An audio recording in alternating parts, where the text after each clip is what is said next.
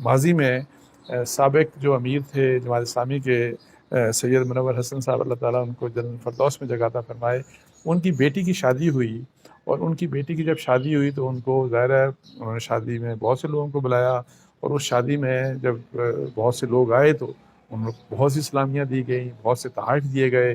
جو والیوم تھا ان کو سلامیاں دینے کا یا جو پیسہ دیا گیا یا گفٹس دیے گئے وہ بہت زیادہ تھا. تو آپ کو پتہ ہے کہ انہوں نے کیا کیا کہ انہوں نے جتنا بھی وہ گفٹس تھے اور جتنا بھی وہ پیسہ تھا وہ انہوں نے سارے کا سارا جماعت اسلامی کے بیت المال میں جمع کرا دیا. اور یہ کہا انہوں نے اپنے بیٹی سے کہا، اور جس کو بھی میرا خیال ہے اس کا ریفلیکشن آیا کہ انہوں نے یہ کہا کہ مجھے یہ جو تحائف ملے، جو ساری اسلامیہ میری بیٹی کی شادی کے اوپر ملی، یہ مجھے اس لیے ملی کہ میں جماعت اسلامی کا امیر تھا. اگر میں جماعت اسلامی کا امیر نہ ہوتا، اگر میں کوئی عام شخص ہوتا تو مجھے اس طرح سے یہ چیزیں نہیں ملنی تھیں، مجھے اس طرح سے اسلامیہ، اس طرح سے پیسہ، یہ گفٹس نہیں ملنے تھے. تو اس کا حق میرا نہیں بلکہ اس کا حق اس جماعت اسلامی کو ہے جس سے میرا تعلق ہے. تو یہ بات میں حیران ہوں، میں پریشان ہوں اس بات کے اوپر کہ یہ بات کیوں نہیں سوچی ہمارے مطلب ہے کہ تمام جتنے بھی یہ جو ہمارے وزیر اعظم رہے، جو صدر رہے.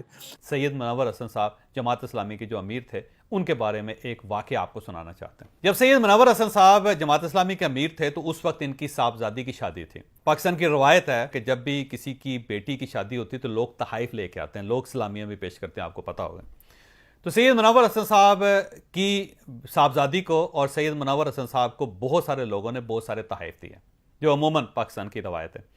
جب یہ تحائف سارے مل گئے اور انہیں اسلامیوں کی رقم مل گئی تو انہوں نے سب چیزیں وصول کی، اور وصول کرنے کے بعد جب بیٹی رخصت ہو گئی تو وہ سارے تحائف اور ساری رقم لے کے وہ منصورہ پہنچ گئے جو جماعت اسلامی کا مرکز ہے. وہاں پہنچ کے انہوں نے خزانچی کو بلوا کے اسے کہا کہ یہ سارے تحائف جو ہیں یہ منور حسن کو نہیں ملے، یہ امیر جماعت اسلامی کو ملے. اگر میں آج جماعت اسلامی کا امیر نہ ہوتا تو ان میں سے ایک بھی تحفہ مجھے نہیں ملنا تھا. اس کا مطلب یہ ہوا کہ میں انٹائٹل نہیں ہوں، یہ ساری کی ساری جو رقم ہے، یہ سارے کے سارے جو تحائف ہیں یہ کسی اور کو دیے گئے ہیں، اور وہ کون ہے؟ وہ جماعت اسلامی کا امیر ہے. لہٰذا میں ساری چیزیں جو ہیں وہ جماعت اسلامی کے اکاؤنٹ میں جمع کرواتا ہوں. اور سید منور حسن صاحب نے وہ ساری چیزیں جو ان کی بیٹی کو ملی تھی مہمانوں کی طرف سے، وہ ساری کی سارے جماعت اسلامی کے اکاؤنٹ میں جمع کروا دی. یہ ایک چھوٹی سی مثال ہے، لیکن یہ مثال ثابت کرتی ہے کہ اگر آپ لیڈر ہیں تو پھر آپ کا دل اتنا بڑا ہونا چاہیے.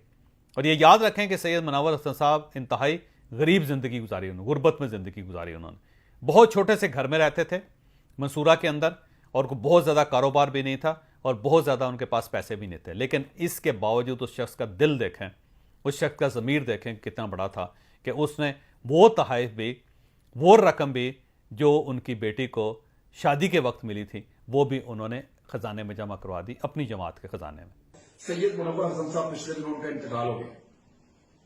ان کی بیٹی کی شادی تھی، لوگ دھڑا دھڑ تحفے دے رہے تھے اور اتنے تحائف جمع ہو گئے اس شادی کے اوپر، اور سب دیکھ رہے تھے جماعت اسلامی والے کہ منور حسن صاحب جو ہیں وہ بڑی خوش دلی کے ساتھ تحفے قبول کرتے جا رہے تھے. جب سارے تحفے اکٹھے ہو گئے اور بہت بڑا ایریا تحفوں سے بھر گیا تو پھر منور حسن صاحب نے کہا کہ یہ سارے منصورہ میں لے جائیں. یہ تحفے انہوں نے جماعت اسلامی کے امیر کو اس کے عہدے کی وجہ سے دیے. یہ تحفے میرے عہدے کو ملے ہیں، میری ذات کو نہیں ملے. تو یہ تحفے آپ منصورہ میں لے جائیں، جا کے وہاں پہ مال خانے میں جمع کروا دیں. ان کا میرے ساتھ کوئی تعلق نہیں ہے.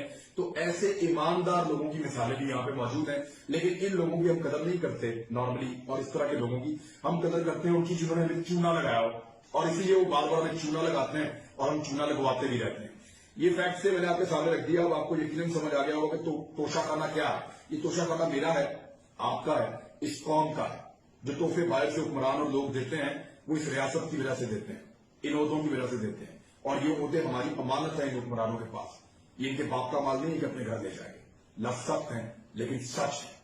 ان کسی کو تیزی سے آگے بڑھانا چاہیے تاکہ آنے والے حکمرانوں کے لیے اور آئندہ جتنے بھی حکمران ہوں ان سب کے لیے یہ مثال بنے اور وہ لوٹ مار کرنے سے باہر آئیں.